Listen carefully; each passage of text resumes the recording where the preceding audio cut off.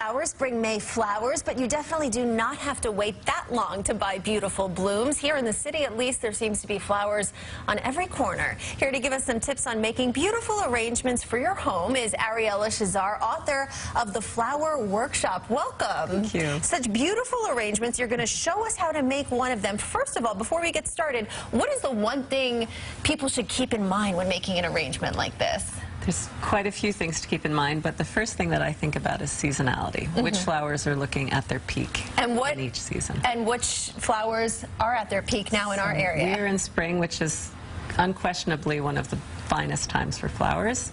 Tulips, ranunculus, narcissus, daffodils, the forsythia's blooming. It's a beautiful time of year. It is. So we're going to talk about the different arrangements, but first we're going to get started on this arrangement. You're going to show us how to do it, how you usually do it. So what do you use for a base? Because I know you don't have baby's breath in any of these. That's true. You stay away from that, right?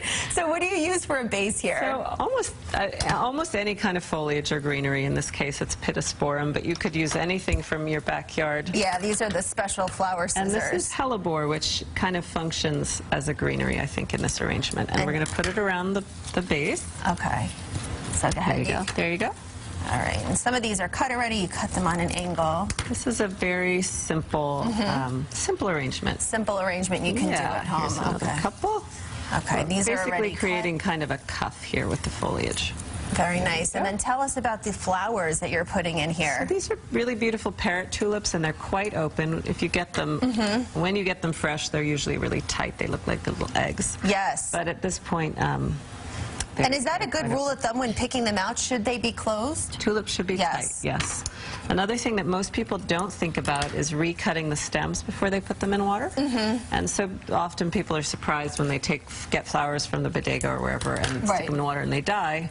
You have to recut the stems before you put them in water. Every time. So go ahead. Okay, I'll do that. And while we're finishing up this, talk to me about that beautiful orange arrangement and flower and color when putting an arrangement together. What's the rule of thumb with color? Sure. So I find a really kind of safe and successful way to combine colors is to build tone on tone. So this is a perfect example of multiple different flowers within one color field in this sort of mauve-y, purpley color. Right. So we've got ranunculus, we've got variegated ranunculus, hellebore, fritillaria, hyacinth, and these beautiful parrot tulips in the front. And it gives you a very kind of rich and satisfying experience of color to have many, many elements within that one color. Because your eye, when you were saying earlier, when there's several different colors in one arrangement, your eye doesn't know where to go. Exactly. And the same thing with that beautiful arrangement on the end. Tell us about that one. Really simple, similar to the tulips, but these are ranunculus, which I like to call the rose of spring, with hellebore, and they're just sort of